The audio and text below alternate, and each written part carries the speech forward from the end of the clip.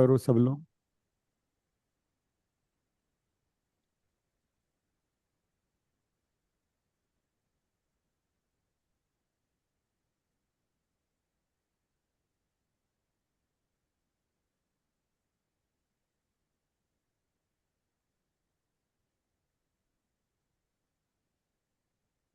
एक last question कर लें और फिर करते हैं ना। One important question I want to solve assignment का।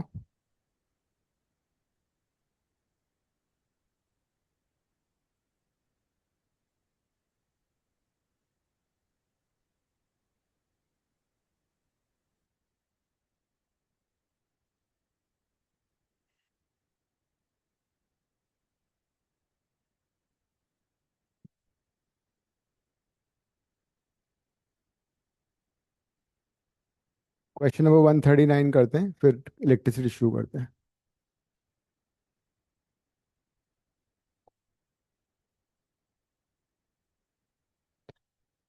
Calculate the capacitance between A and B of the capacitor shown in the figure. This is A part.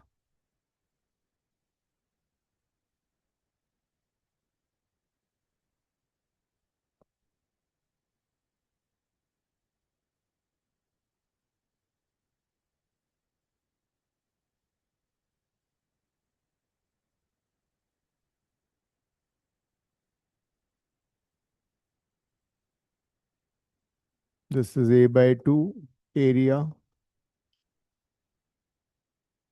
This is C1, this is C2, this is C3. This is D by 2, this is D by 2, and this is D. Kaisha Devina camera on करो।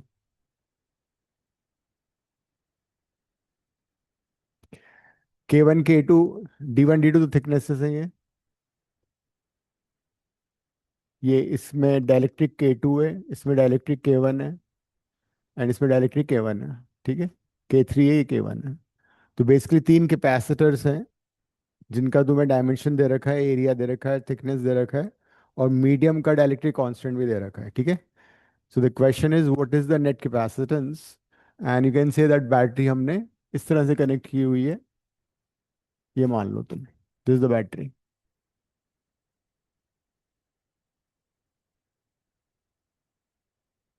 तो तुम्हें ये identify करना है कि तीन capacitors जो हैं वो किस तरह से हैं, सीरीज में है, पैरेलल में है, क्या हो रहा है। C1 C2 C3 तुम निकाल सकते हो। एज यू नो, कैपेसिटेंस का फॉर्मूला क्या होता है, epsilon naught A by D. तो using this you can find out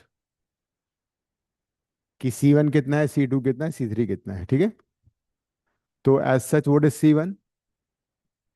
C1 में एरिया ऑफ द प्लेट इतना माना जाएगा A बाई 2, मीडियम का डायलेक्ट्रिक K1 है, एप्सिलॉन नॉट एरिया हो जाएगा A बाई 2, एंड डिस्टेंस कितना हो गया, पूरा का पूरा D हो जाएगा।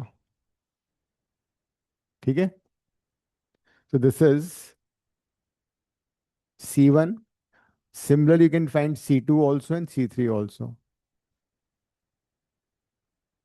C2 में क्या होना चाहिए, ये वाला capacitor, dielectric constant K2, epsilon not area of the plates A by 2, distance between the plate is D by 2। देखो ये C2 है। The third capacitor is this, ये वाला।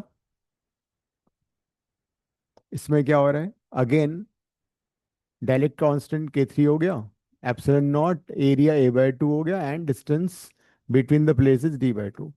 तो we have C1 C2 C3 के वैल्यूज। अब तुम्हें ये आइडेंटिफाई करना है कि कौन सा सीरीज में है, कौन सा पैरेलल में है, तो किस तरह से उनको कंबाइन करोगे, कर लो। सीरीज कॉम्बिनेशन में चार्ज सेम होता है, पैरेलल में पोटेंशियल डिफरेंस सेम होता है।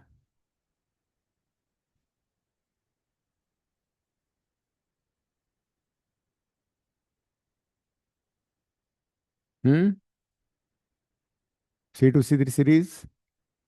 फिर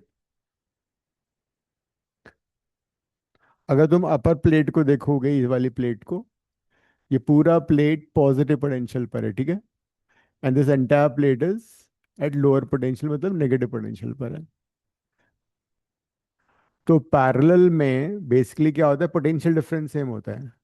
तो देखा जाए तो ये C1 है, ये पॉजिटिव पोटेंशियल से कनेक्टेड है, ये वाली प्लेट।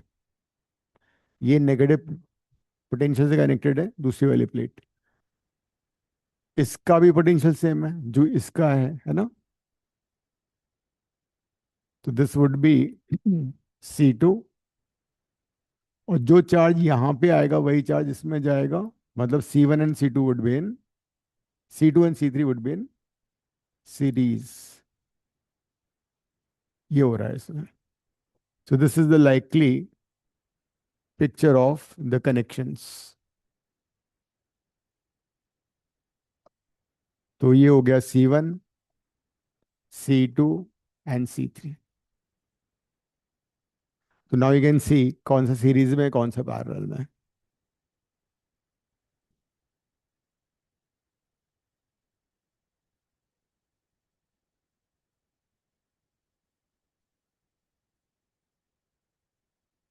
तो C2 C3 इन सीरीज, उसका बाद उसके बाद क्या करोगे, you'll find parallel combination with C1। समझ में आ गया, नाविका, कायशा, शिविका, बना लो। ऐसे क्वेश्चन एंट्रेंस में भी आते हैं और बोर्ड में तो आ ही सकता है।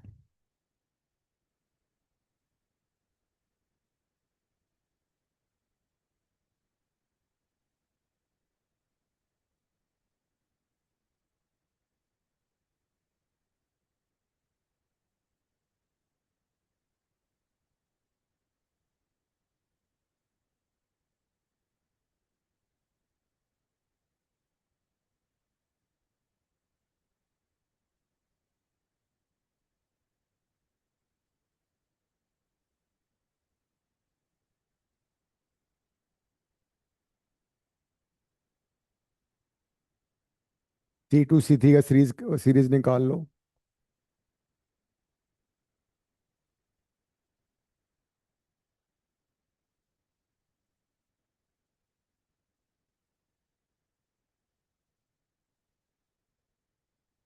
कट जाएगा।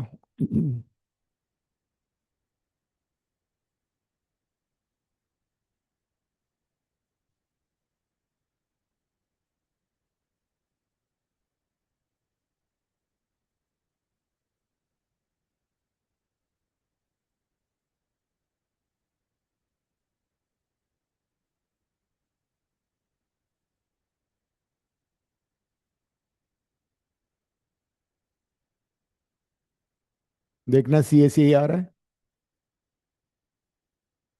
K1 K2 epsilon naught A divided by sir D। Series में तो K2 और K3 है। हम्म। आपने K1 ले लिया।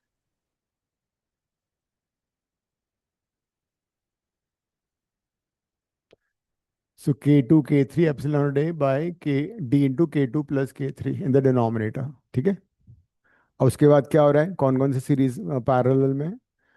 After that C1 and CS are in parallel. ठीक है। इस फिगर के बाद if you want you can draw another figure.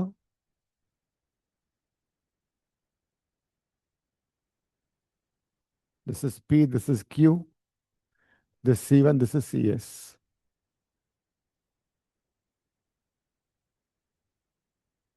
तो C1 and CS are in parallel, so the net capacitance would be CS plus C1।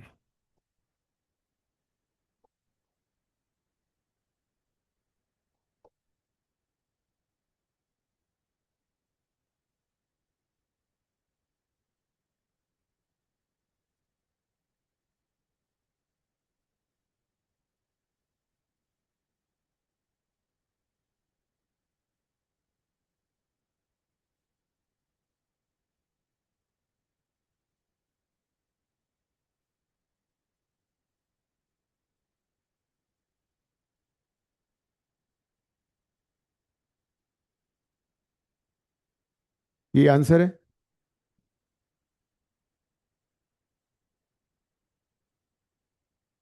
इसमें question ऐसे भी frame हो सकता है कि अगर इस सिस्टम की जगह एक सिंगल कैपेसिटर लगा दें हम, सेम एरिया सेम थिकनेस का, तो उसका नेट डाइलेक्ट्रिक कांस्टेंट क्या होगा? ठीक है। If this capacitor is replaced by a single capacitor, मान लो इसकी जगह हमने एक सिंगल कैपेसिटर लगा दिया जिसका एरिया ऑफ प्लेट्स ए है, थिकनेस डी है, तो व्हाट विल बी के नेट ऑफ दैट कैपेसिटर? तो उसका के नेट कितना होगा? इसके बराबर हो जाएगा। तो this would be equal to K net. K net would be K2 K3 by K2 plus K3 by plus K1 by 2। तो अगर इस पूरे कैपेसिटर को हटा के single capacitor of area A thickness D replace कर दें, तो उसका डाइलेक्ट्रिक कांस्टेंट कितना होगा? वो के नेट के बराबर होगा। ठीक हो गया? समझ में आ गया ये दीक्षा? यस। देवीना, देवीना तुम आज गायब हो गए आज। सर आज स्कूल से लेट हो जाता है। क्या हुआ? स्कूल से लेट हो जाता है। अच्छा अच्छा। नेक्स्ट पार्ट खुद से करो। Answer the second part by yourself. सब लोगों ने क्वेश्चन 1 क्वेश्चन 2 उसका गलत किया है। काव्या तुम अपनी आंसर शीट आके देख लेना। फर्स्ट 2 क्वेश्चंस मोस्टली गलत किए हुए हैं। पूरा सिस्टम इक्विलिब्रियम पे होना चाहिए। मैं इसका सोल्यूशन शेयर कर दूंगा क्वेश्चन पेपर का।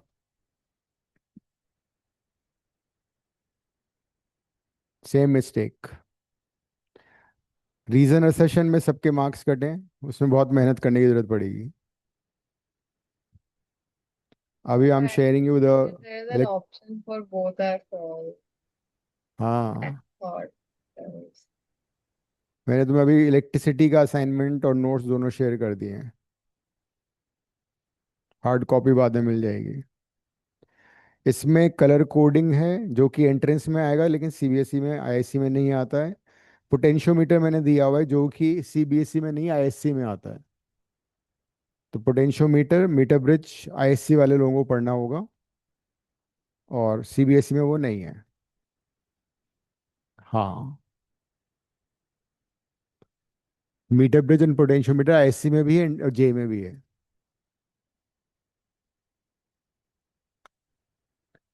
39 का बी पार्ट करो।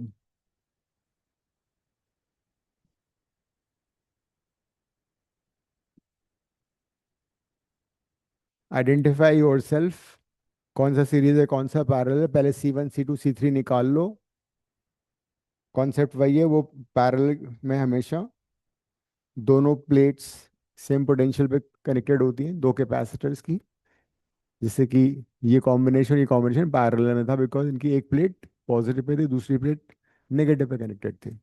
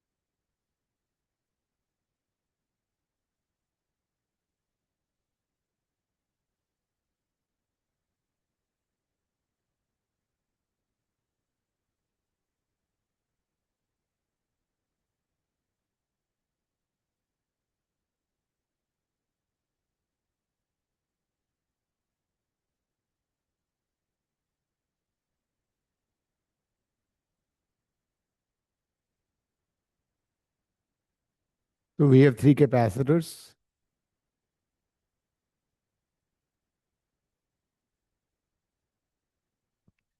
यहाँ से चार्ज चलेगा, इसमें आएगा, उसके बाद इसमें डिस्ट्रीब्यूट होगा।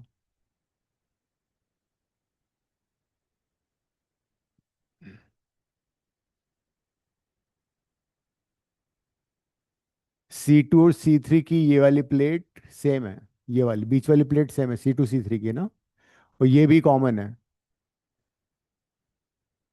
तो इसका मतलब C2 C3 इस बार पैरेलल में है। C2 C3 पैरेलल में, बात समझ में आ रही नहीं आ रही है? C2 की ये प्लेट दोनों की सेम है, कॉमन। सी और C2 C3 दोनों की कॉमन प्लेट है ये, और C2 C3 की ये वाली कॉमन प्लेट है, मतलब इनका पोटेंशियल सेम है। तो समथिंग लाइक दिस।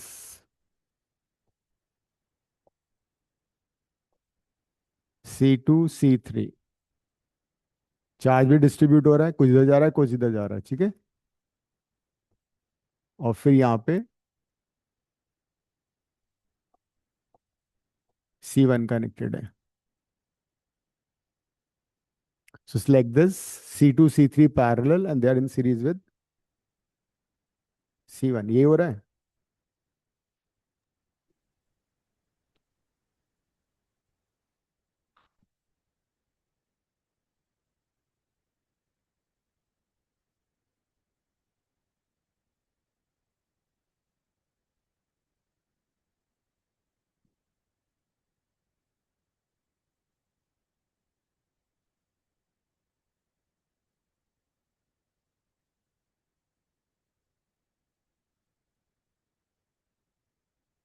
तो पहले C2 C3 का पैरेलल निकाल लो।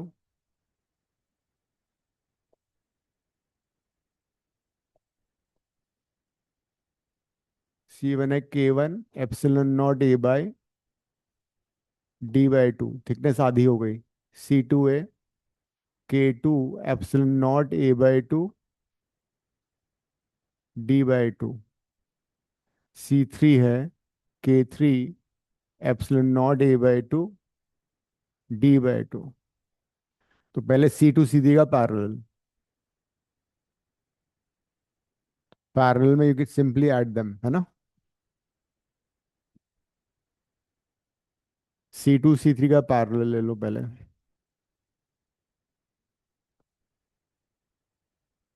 ये कट जाएगा। तो क्या रहा है parallel? Epsilon naught A/D K2 + K3। एप्सिलॉन A/D कॉमन आ गया, K2 + K3 हो गया। फिर this CP would be in series with C1। अगर तुम्हें सर्किट बनाना है तो उसका रिजल्टेंट सर्किट क्या होगा? C1 एंड दिस इज, ये C1 है and this is CP। C1 and CP are in series now.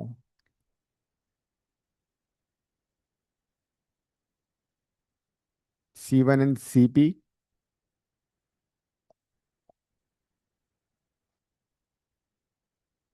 in series.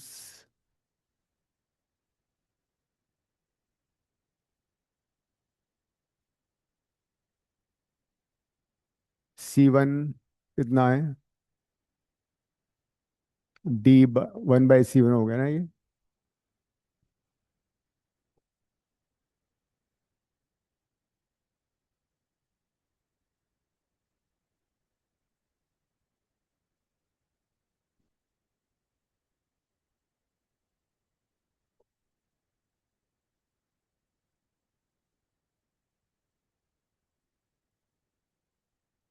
D/ε और एक कॉमन ले लो, बाकी एलसीएम ले लो।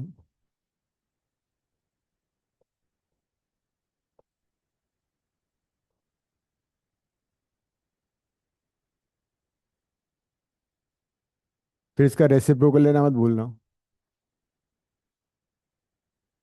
The net capacitance would be reciprocal of this.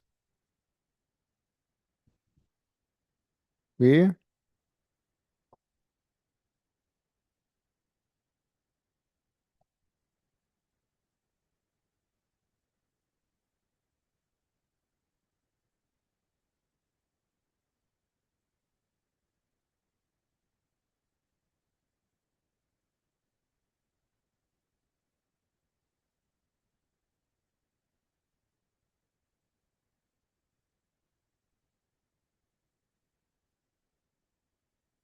अब इस असाइनमेंट के तुम्हें हर क्वेश्चन को अटेम्प्ट करना है, अगर तुम्हें बहुत अच्छा करना है कॉलेज में, नॉर्मल स्कूल एग्जाम में, plus if you writing entrance JEE paper one, you have to attempt each and every question.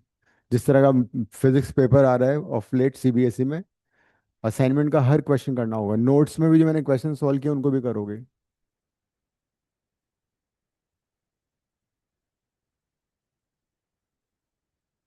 Nandini तुम कब आ गई क्लास में? सर मैं स्कूल से सो गई थी। हम्म, सो गई सर थी? मैं स्कूल 3 बजे आई सो गई मार्क्स मिल गए? थी। नहीं सर बिल्कुल भी नहीं मिले? नहीं सर नहीं। बहुत कम मिले? वो मूड खराब होता थोड़ा। ठीक है।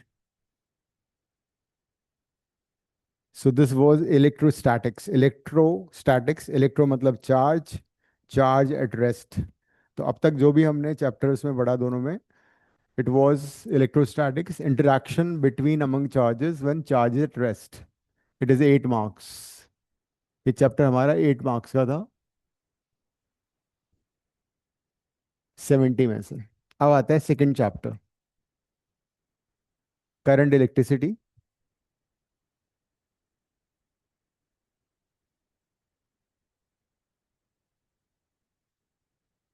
पहले कुछ अच्छी बातें कर लेते हैं।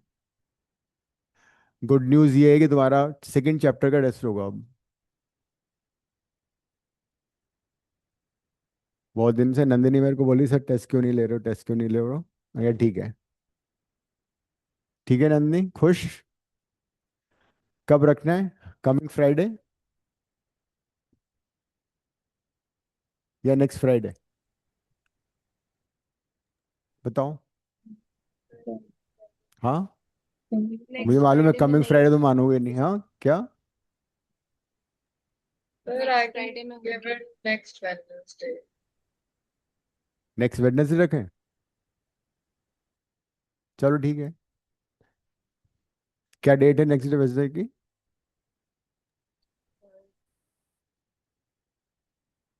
27? वेडनेसडे रखना है, फ्राइडे रखना है? Sir, कायशा what तुम I बताओ, give कायशा it को on अच्छा, Friday जो because कायशा I have बोलेगी इसको वो कब रखें? पूरे दिन आप नहीं। दोनों दिन फाइन? तुम लोगों को तो पूरे दिन सैटरडे, नहीं हुए आप। तुम लोग अच्छा, तो फिर तुम्हारा पहले ही रखना पड़ेगा फिर। फिर आके दे दूँ। चलो ठीक है, तो फिर फ्राइडे रख लो, ठीक है, क्योंकि साउथ एक्स वाले लोग सैटरडे को देंगे ना, तो यहाँ पे फ्राइडे को रख लेते हैं। जिसको पहले देना पहले दे सकते हो, कोई इशू नहीं है। फ्राइडे का डेट बताना सबमिट। डेट, डेट क्या है? 29। 29? 29. राइट।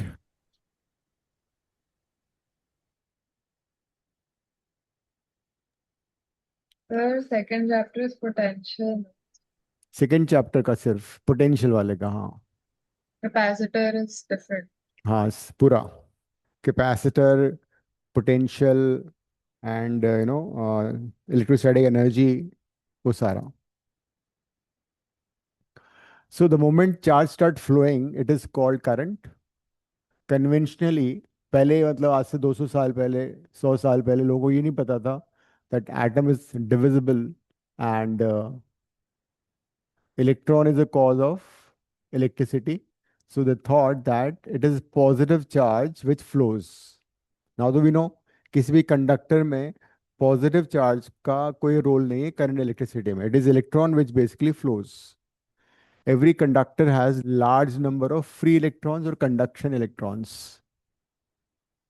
किसी भी कंडक्टर में millions trillions of free electrons होते हैं। जैसे कि मान लो कॉपर का कोई कंडक्टर है, तो कॉपर विल प्रोवाइड 1 और 2 फ्री इलेक्ट्रॉन। मतलब कॉपर एटम से जो आउटरमोस्ट शेल के इलेक्ट्रॉन्स हैं वो डिटैच हो जाएंगे, 1 और 2 इलेक्ट्रॉन्स। तो these electrons are free, these are called free electrons और कंडक्शन इलेक्ट्रॉन्स। मतलब इसका मतलब ये नहीं कि हमने किसी मेटल शीट पे ऐसे हाथ लगाया उसमें इलेक्ट्रॉन हमारे हाथ में चिपक गया, ऐसा नहीं होता। They are randomly moving in all directions. There is no fix directions, हर डायरेक्शन में मूव कर रहे हैं till we apply potential difference. तो उनका रैंडम मोशन होता है। जैसे कि किसी रूम में electron molecules of the gas are randomly moving, जिसको बोलते हैं ब्राउनियन मोशन। केमिस्ट्री में तुमने पढ़ा होगा। तो ब्राउनियन मोशन जिस तरह होता है उसी तरह से इलेक्ट्रॉन्स किसी भी कंडक्टर में randomly here and there move कर रहे हैं। मतलब ये हुआ कि उनका मोशन कंटिन्यूअस है, लेकिन if I consider any cross section, तो जितने इलेक्ट्रॉन्स लेफ्ट टू राइट जा रहे हैं उतने इलेक्ट्रॉन्स राइट टू लेफ्ट जा रहे हैं। So as such net current is zero. तो जब पोटेंशियल डिफरेंस अप्लाई नहीं किया, जैसे मान लो दो कंटेनर हमारे पास हैं जिनमें पानी फिल्ड है, ठीक है। एक कंटेनर ये है और दूसरा कंटेनर बहुत बड़ा है। ये कंटेनर पतला सा है। तो अगर दोनों में पानी का लेवल सेम होगा, मान लो सेम होगा, और तुमने इसको एक पाइप से कनेक्ट कर दिया, तो दिल बी नो फ्लो वाटर। लेकिन मान लो level of water is higher.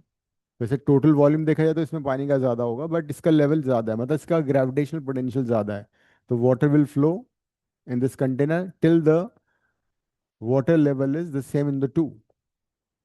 तो वाटर को फ्लो करने के लिए हमें ग्रेविटेशनल पोटेंशियल डिफरेंस चाहिए।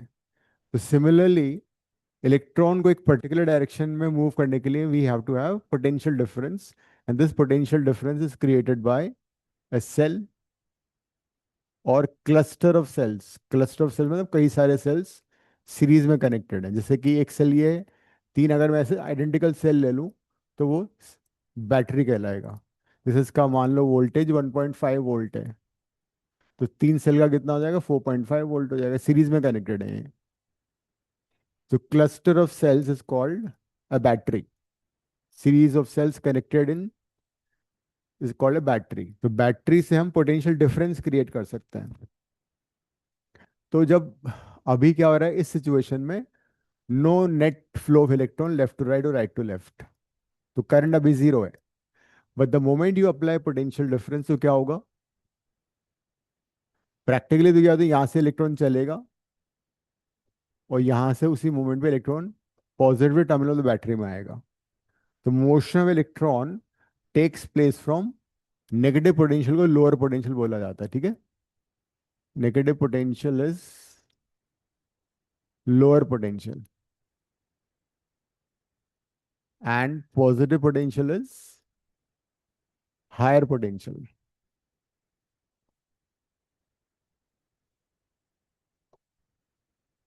तो नेगेटिव चार्ज हमेशा लोअर से हायर पोटेंशियल में फ्लो करता है, लिख लो।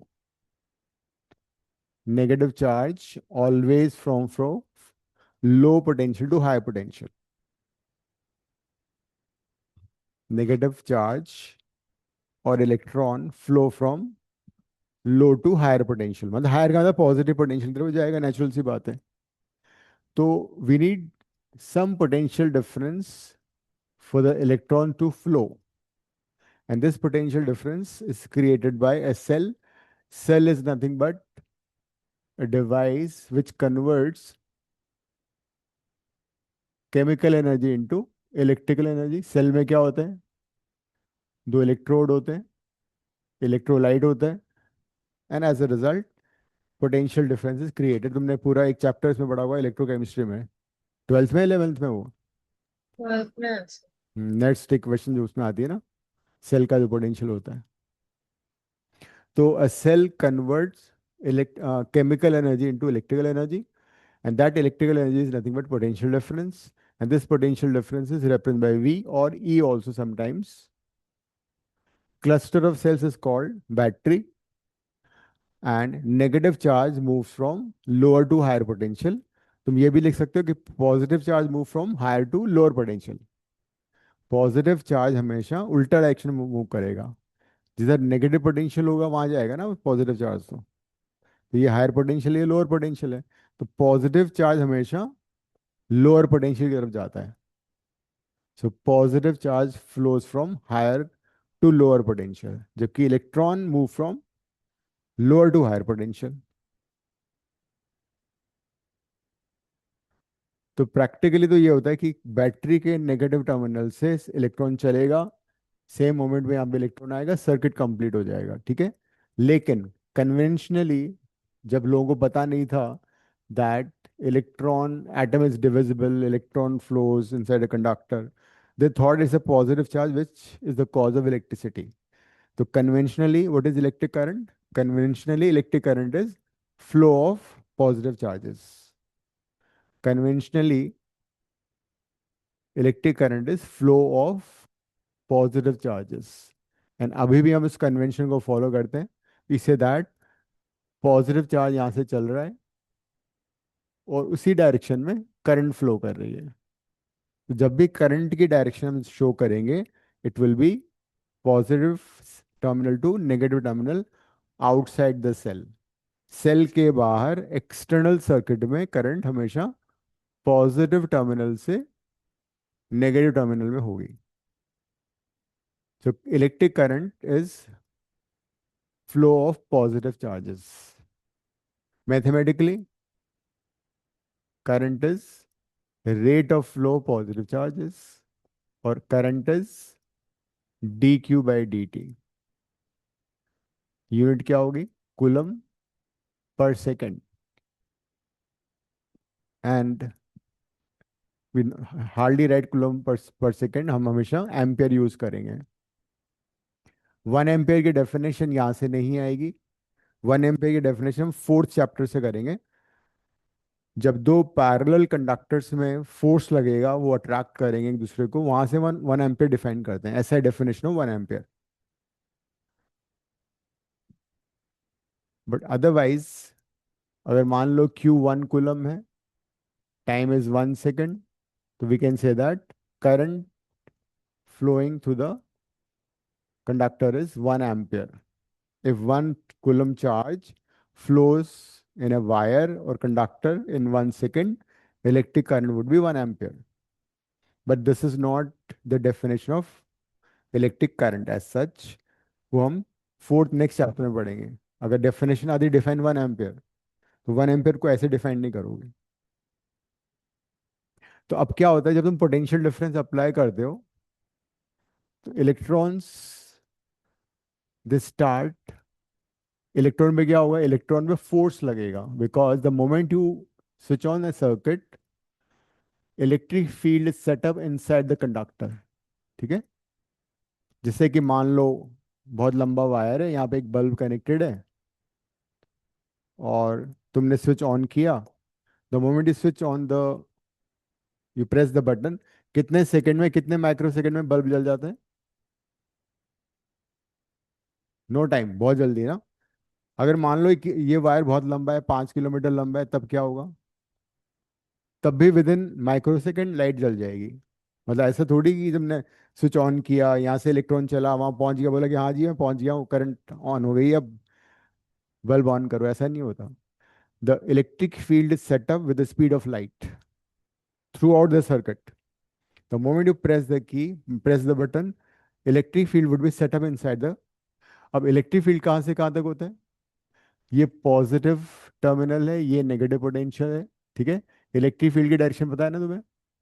पॉजिटिव टू नेगेटिव होती है हमेशा. लेकिन नेगेटिव चार्ज पे फोर्स किधर लगता है? नेगेटिव चार्ज पे फोर्स हमेशा इलेक्ट्रिक फील्ड के ऑपोजिट लगता है. तो कितना फोर्स लगेगा ये? अगर वेक्टोरियली देखोगे तो ये फोर्स होगा Q इंटू ई. क्यू क्या है? Minus E.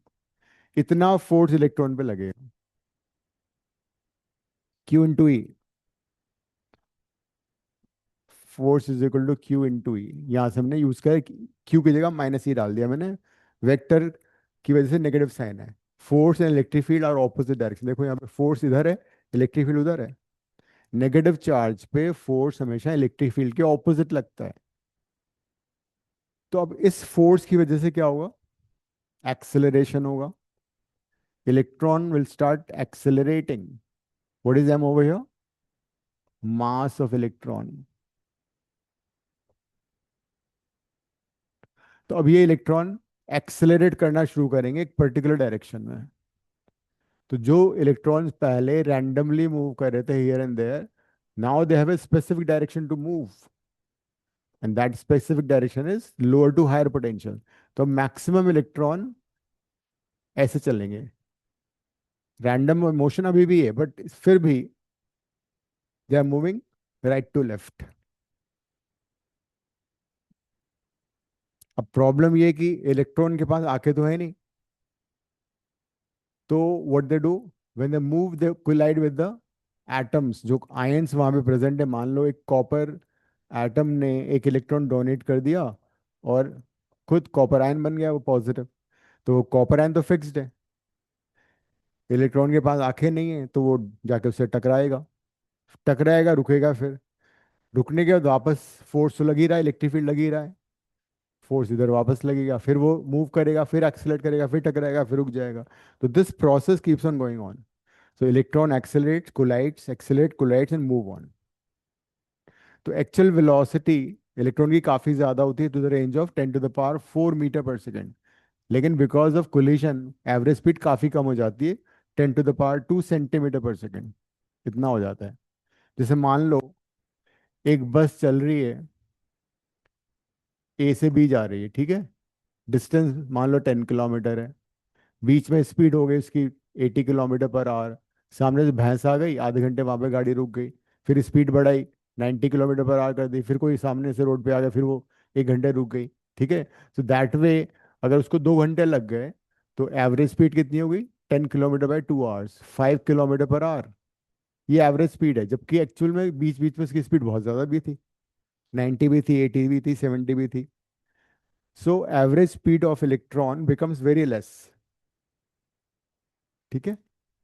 So once you apply potential difference, electrons start accelerating opposite to electric field, and because of flow of electron in a particular net direction, there will be current which will be opposite to the direction of conduction of free electrons. तो जो average speed होती है electron की, वो हम निकाल सकते हैं, and that average speed of electron is called drift velocity of drift speed.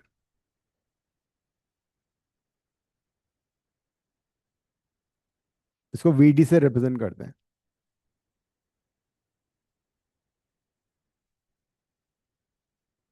Average speed of electron is called drift speed.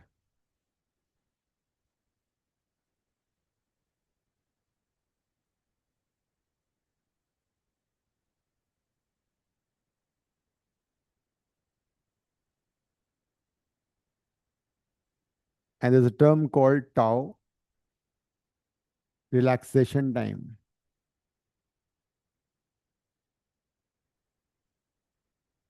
What is relaxation time? Time between two consecutive collision of electrons. Time between two successive or two consecutive collision of electrons is called relaxation time. Drift speed की definition में लिख लो, average speed of electron inside a conductor when potential difference is applied. When potential difference is applied across the wire or the conductor. Average speed of electron when potential difference is applied across the wire or the conductor. तो जब तक तुमने potential difference नहीं लगाया था, average speed कितनी मानी जाएगी, उसकी जीरो हो गई। That's why electric current will also be zero. Relaxation time, हाँ, वही पूछ रही थी, कंसेक्यूटिव सक्सेसिव और consecutive collisions with ions, because electron continuously collide करेगा ना आयंस के साथ, तो कंडक्टर के अंदर इलेक्ट्रॉन्स भी हैं, आयंस अपनी अपनी फिक्स पोजीशन पे हैं। अगर तुम कोई कंडक्टर लो, कॉपर का, आयरन का, तो क्या होगा उसमें, बहुत सारे कॉपर आयंस हैं जिन्होंने अपना अपना इलेक्ट्रॉन डोनेट कर दिया है, and they are fixed by intermolecular और इंटर एटॉमिक फोर्सेस।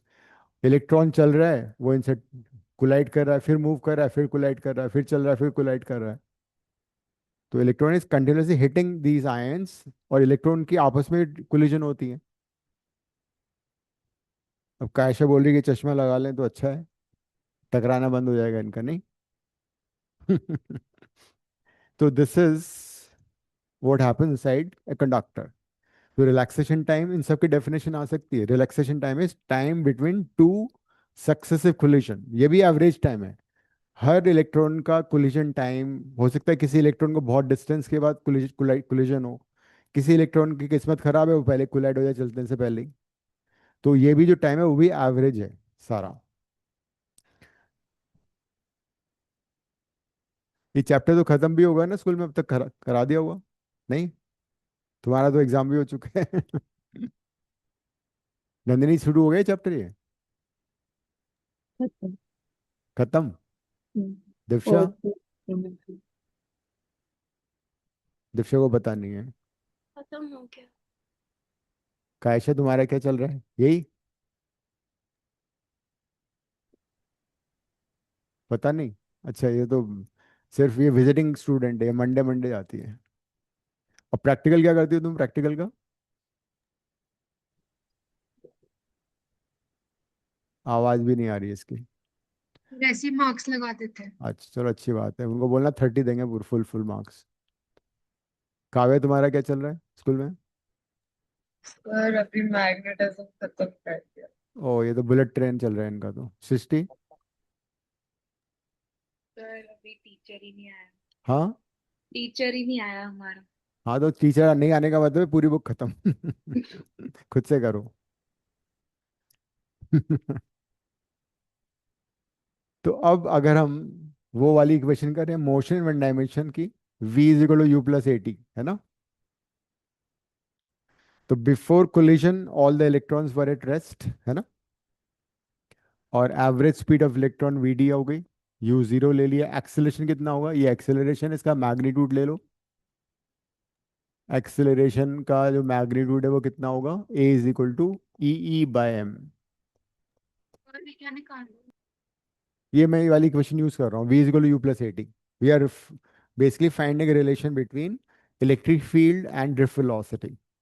तो we are using v is equal to u plus at। v is drift, v तो drift speed है, final velocity है उसकी। u जीरो है before it start moving।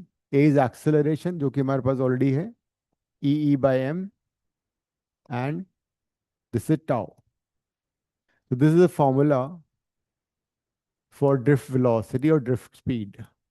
vd is equal to e e tau by m।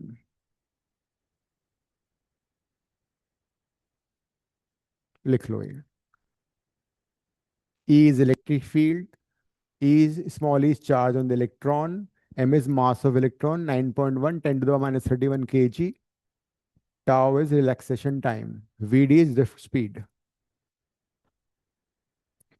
और इस जब ये वाला टेस्ट खत्म हो जाएगा ना, उसके बाद तुम्हारा कंबाइंड चैप्टर का टेस्ट होगा फिर, 1 and 2 का।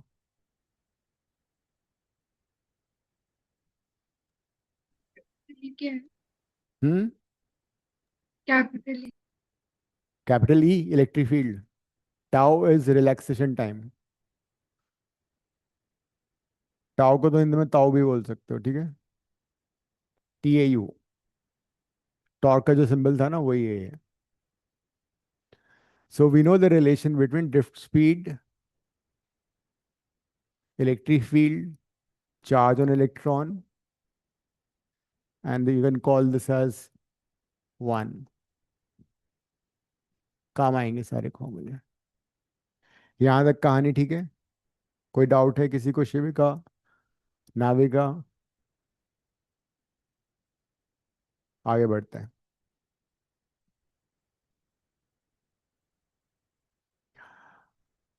ये डेरिवेशन छोटा सा है, 2 मार्क का आता है।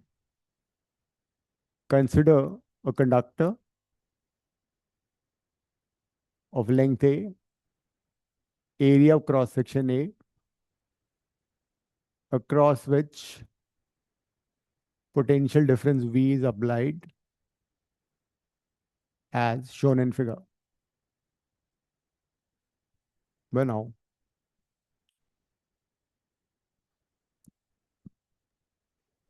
की derivation.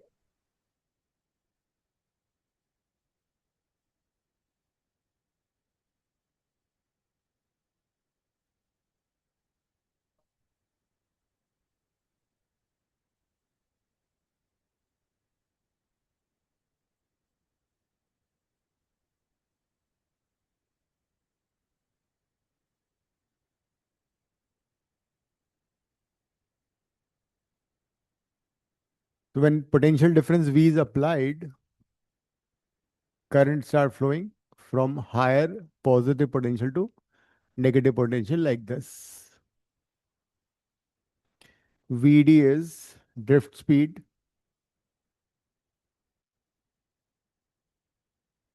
L is length of conductor.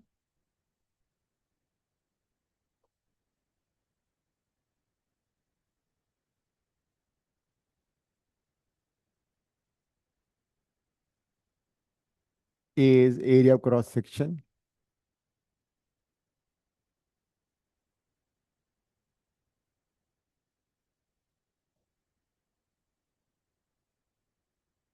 I is current.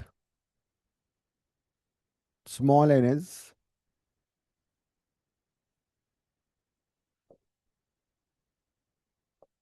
free electron density. Free electron और कंडक्शन इलेक्ट्रॉन, जो इलेक्ट्रॉन कंडक्शन ऑफ इलेक्ट्रिसिटी में पार्टिसिपेट कर रहे हैं, उनकी डेंसिटी है। इसका यूनिट होगा per unit volume per centimetre cube और per metre cube. Small n is number of free electrons per unit volume.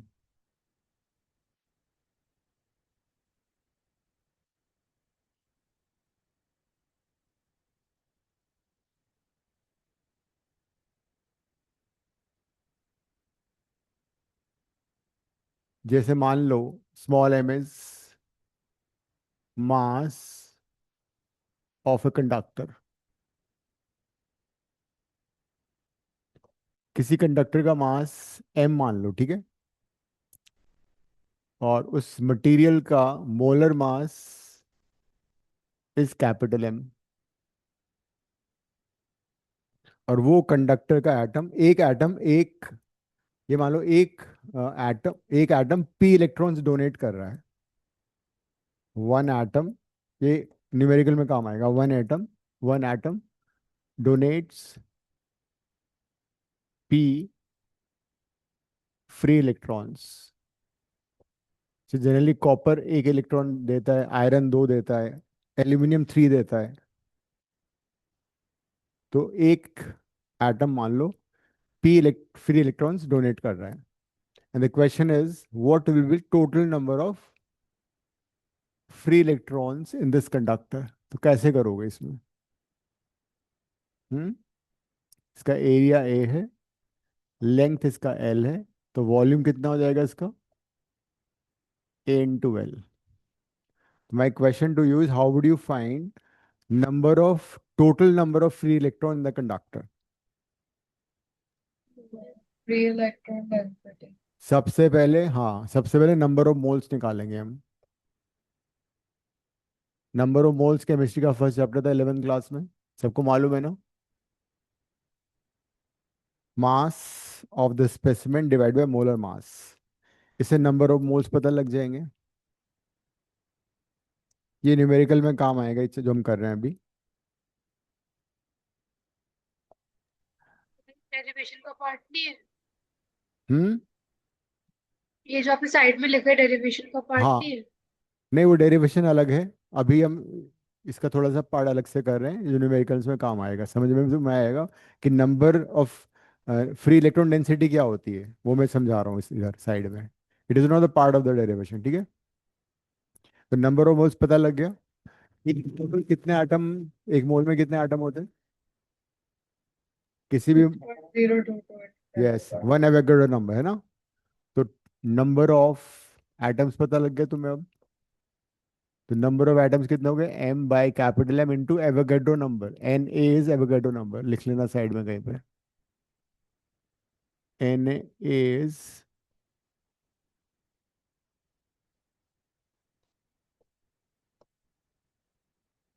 तो इतने एटम उस कंडक्टर में हैं, ठीक है। अब एक एटम कितने इलेक्ट्रॉन दे रहा था तुम्हें? एक एटम p इलेक्ट्रॉन दे रहा था। तो इतने एटम कितने इलेक्ट्रॉन देंगे?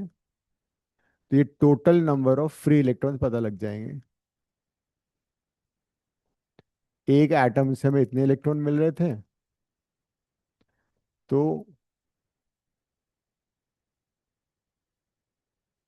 एक एटम से इतने इलेक्ट्रॉन मिल रहे थे, तो इतने एटम से हमें इतने इलेक्ट्रॉन मिलेंगे। तो ये total number of free electrons का मास्टर ब्लास्टर में मिल चुका है। और इसको अगर मैं वॉल्यूम ऑफ कंडक्टर से डिवाइड कर दूंगा तो क्या मिलेगा? Free electron density. If you divide this by volume m by capital M and A into P divided by volume of the conductor. So this will be number of conduction electrons per unit volume. तो ये है number density. This is number density. हमने सबसे पहले number of moles निकाला, number of moles को Avogadro number से multiply किया तो नंबर ऑफ एटम्स पता लग गए। एक एटम p इलेक्ट्रॉन्स डोनेट कर रहा था, तो इतने एटम्स इतने इलेक्ट्रॉन डोनेट करेंगे। और फिर नंबर ऑफ इलेक्ट्रॉन्स को हमने वॉल्यूम से डिवाइड किया, that is number of free electrons per unit volume. इसमें कोई डाउट है? तो this is number of electrons per unit volume.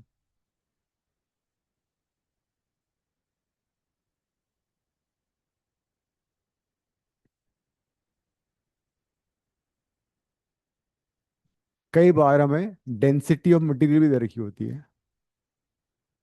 Small D is density of the material. जिस मटेरियल का कंडक्टर बना उसकी डेंसिटी दे रखी है, तो मास को हम क्या लिख सकते हैं? मास को वॉल्यूम इंटू डेंसिटी लिख सकते हैं। वॉल्यूम कितना होगा? ए इंटू एल। तो मास को तुम चाहो तो ए एल डी से भी रिप्लेस कर सकते हो। तो फिर क्या फॉर्मूला बन जाएगा? मास को एल डी से ए एल कट जाएगा, D Avogadro number P divide by capital M.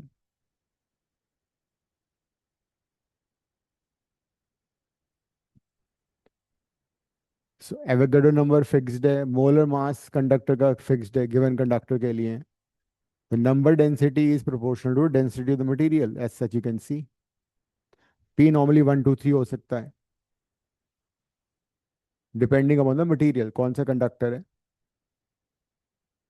तो n small n is always number of free electrons और conduction electrons per unit volume. किसी भी एटम में जो इलेक्ट्रॉन क्रिस्टल में चले जाते हैं, डोनेट हो जाते हैं, वो फ्री इलेक्ट्रॉन कहलाते हैं। And the electron which are part of the atom और which help in the formation of bonds they call valence electrons. They are not participating in conduction of electricity.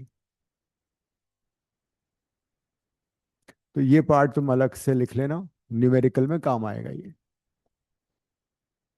Conceptual भी आ सकता है इसमें। अब वापस यहाँ पे आ जाते हैं। एक कंडक्टर है जिसका area of cross section A है, लेंथ एल है, करंट आई फ्लो कर रहा है, V is the potential difference. So what will be electric current as such? Electric current is flow of charge per unit time, है ना? Electric current is flow of charge per unit time.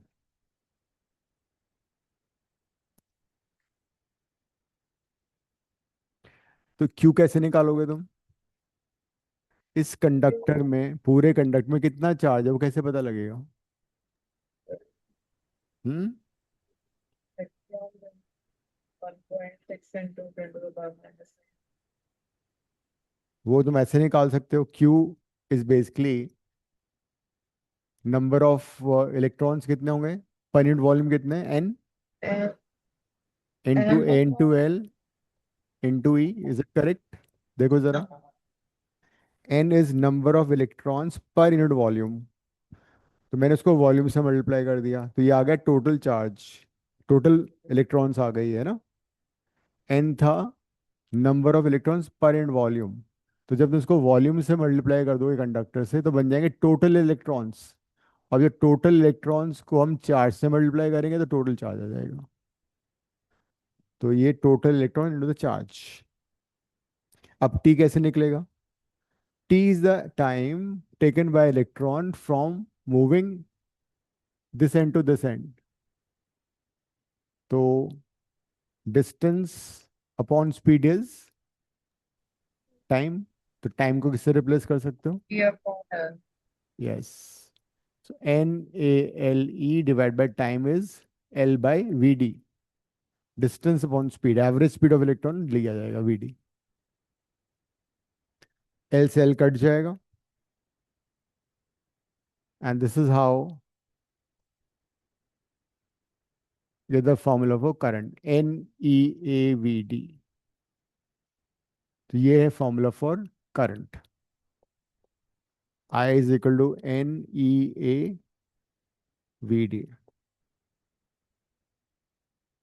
Electric current is directly proportional to drift speed for a given conductor, and it's directly proportional to N also. Higher the value of N, better the conductor.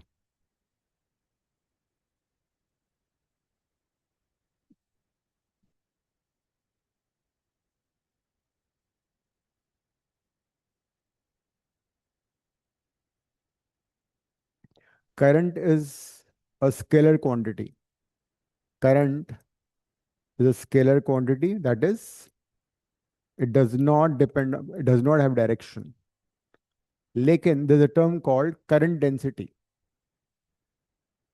Current density क्या होगा? Vector.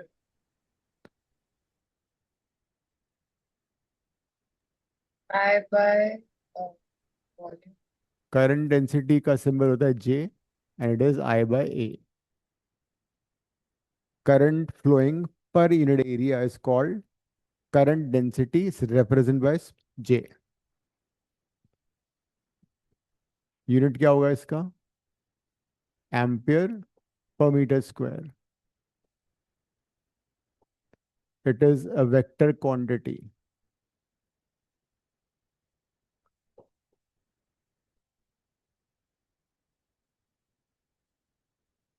किसी भी cross section of conductor में अगर suppose मैंने एक area cross section यहाँ पे ए ले लिया, I want to know what is current density. तो एरिया वेक्टर हमेशा सरफेस के पेंडिकुलर होता है। हाँ, A is area, this area. तो एम्पियर पर मीटर स्क्वायर ये वाला एरिया है। तो current flowing per unit area is called current density. It is a vector quantity. It is normal to the area. जो surface है ना उसके normal होती है। करंट डेंसिटी की direction is normal to the surface, same as area vector.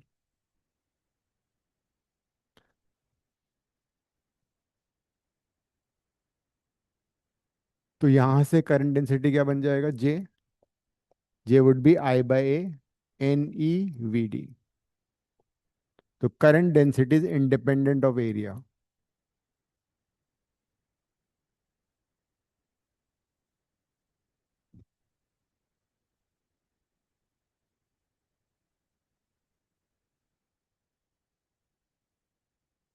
जो अभी तक किया एक बार गो थ्रू करो, एक न्यूमेरिकल करते हैं इसमें।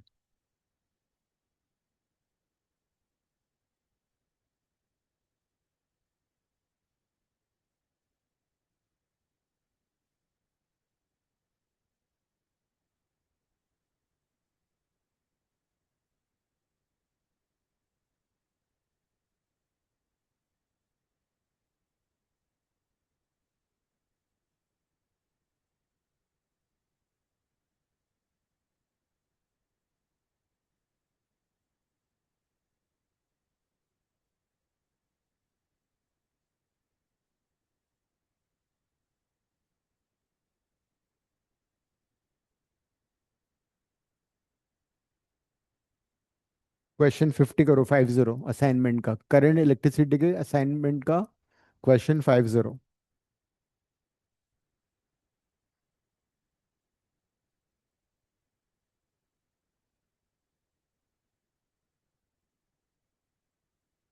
देवीना, अपने तुम नोट्स में तो बड़े अच्छे से डायग्राम बनाती हो, जब टेस्ट देती हो डायग्राम ही नहीं बनाया तुम, डेरिवेशन में डायग्राम नहीं बनाया तुमने। 3 मार्क के डेरिवेशन में बिना डायग्राम के तुम अगर डेराइव कर दोगे तो कितने मिलेंगे? एक मिलेगा, आधा मिलेगा। एक था ना, टॉर्क वाला नहीं था? हाँ, फिर ना फोटो बनाया उसका, ऐसे ही सीधा लिख दिया। डायग्राम याद नहीं तो आता। नेक्स्ट टाइम उसमें लिख देना कि सी इन द नोटबुक और a book your self, don't bother me. है ना?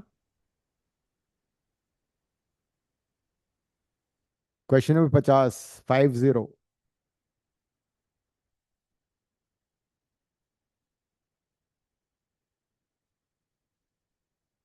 उसमें फोन पे भेज दिया ना मैंने, इलेक्ट्रिसिटी वाला।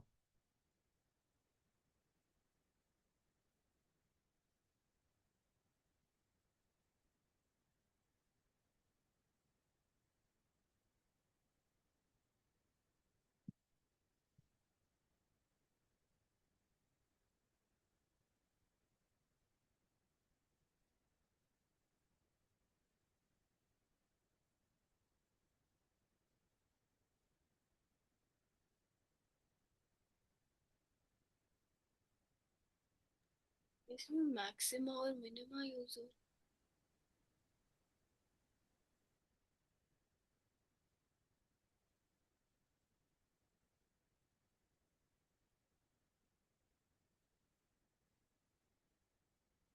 हम्म। तो फॉर्मूला लिखवाया था मैंने, I is equal to q by t और d q by d t, use this.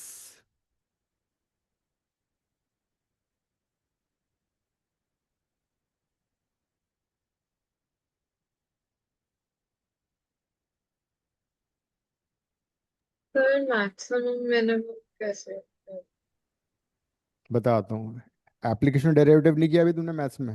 नहीं, लेकिन सर वही, अगर अगर उसको फिर से डिफरेंशिएट करेंगे, हम्म। सेकंड डिफरेंशिएटिव थिंग, अगर वो नेगेटिव आए तो वो मैक्सिमम होता है। Yes.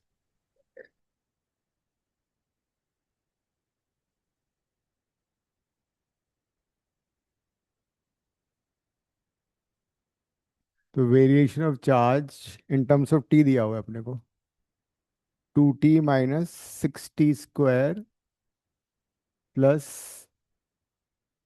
10t³, where q is the coulomb and t is in second. Find the initial current, the time at which the Fourier current matches reaches maximum value, and the maximum value current also. तो differentiating with respect to time, तो t का derivative 1 हो गया, t² का 2t हो गया, और t³ का 3t² हो गया। सो करंट का एक्सप्रेशन आ गया 2 - 12t plus 30t²। This is the electric current का expression. Now this is a variant current, variable current.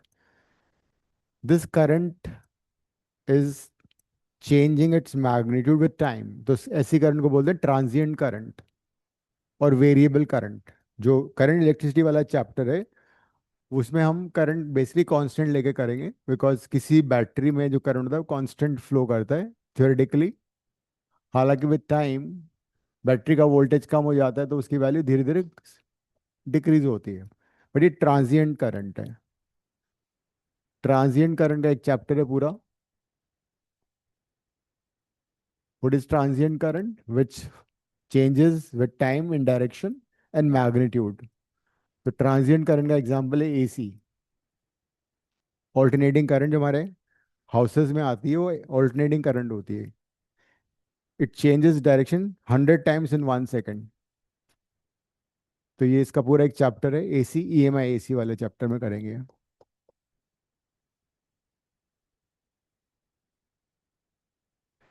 तो this current is changing with time. अब उसने सबसे पहले पूछा है what is the initial current. Initial का मतलब t0, जब हमने ऑब्जर्वेशन शुरू किया, जब टाइम जीरो था तो कितना करंट था। तो इसमें t को 0 डाल दो,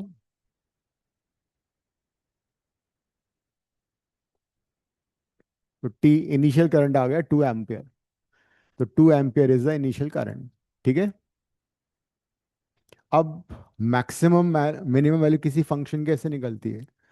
अगर कोई फंक्शन टाइम के साथ वेरी कर रहा है, एक्स के साथ वेरी कर रहा है, तो उसका ग्राफ ऐसे कुछ बनता है, no? It's increasing decreasing types. तो अगर तुम यहाँ देखो तो ये मैक्सिमम वैल्यू है, यहाँ देखो तो ये मिनिमम वैल्यू है।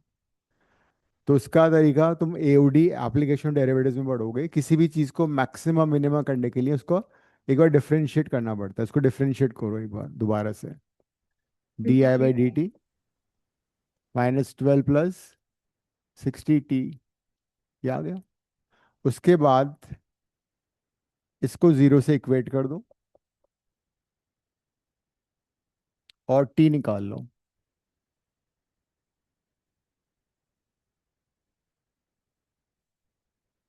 टी आ गया 1/5 सेकेंड, मतलब 1/5 सेकेंड पे ये करंट या तो मैक्सिमम है या मिनिमम है।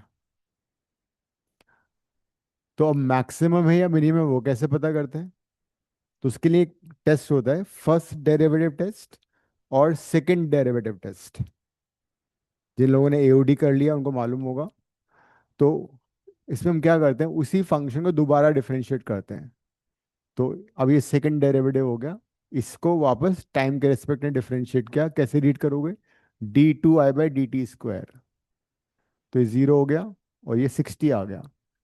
तो अगर सेकंड डेरिवेटिव पॉजिटिव आता है तो it is called point of minima. उसने मैक्सिमम करंट पूछी, मिनिमम पूछी है? तो हम्म। उन्होंने भी लिखे मैक्सिमम हाँ टाइम आफ्टर विच मैक्सिमम पूछा है, और मैक्सिमम और मिनिमम वैल्यू। हाँ, तो इसमें मैक्सिमम तो इन्फिनिटी हो जाएगी, मिनिमम मिनिमम आ सकती है। The time after which it reaches maximum is also time after it which reaches, maximum. तो मैक्सिमम तो ये रीच कर ही नहीं रही। मैक्सिमम तो इन्फिनिटी हो जाएगी, जैसे टाइम बढ़ता जाएगा तो it become infinity. Look at this equation. अगर मैं टी की वैल्यू बढ़ाता जाऊंगा तो बढ़ती जाएगी वैल्यू। मिनिमम को टाइम बता सकते हैं,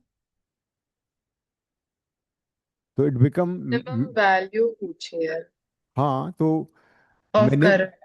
ठीक है, तो मिनिमम, इसी the current becomes minimum, I is minimum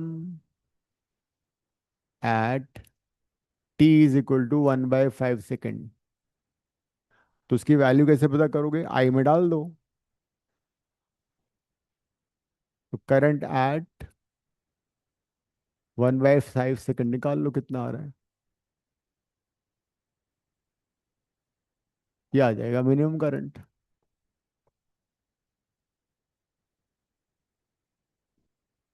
4/5। ये कितना आ रहा है? सर, हाँ 2 × 4 क्यों लिखा? क्या? 2 × 4 क्यों लिखा? 24। हाँ, 12 / 5, 2.4 होता है। 2.4 है ये। तो कितना आ रहा है अब? पॉइंट, दिस इज 3.2 ना, 0.8 आ गया। तो मिनिमम करंट जो है वो 0.8 एम्पियर है।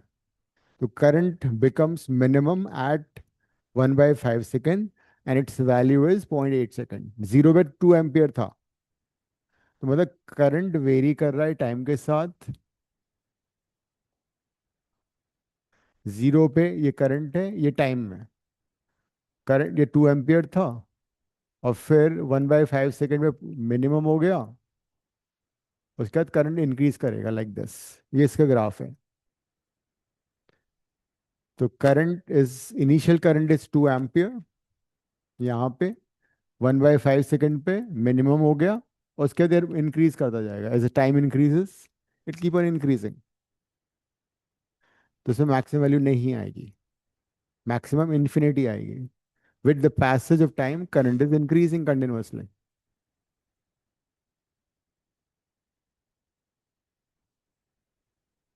तो आज ही ये दोबारा रिवाइज कर लेना and Friday 29th we have test South Ex centre पे, सैटरडे को होगा 30 को। और जो लोग पहले देना चाहेंगे कायशा एंड काव्या, वो लोग पहले दे देंगे, ठीक है। बाद में देना चाहेंगे तो नहीं हो पाएगा। All right, see you next class में। Thank you, sir. Thank you. So nice. Bye.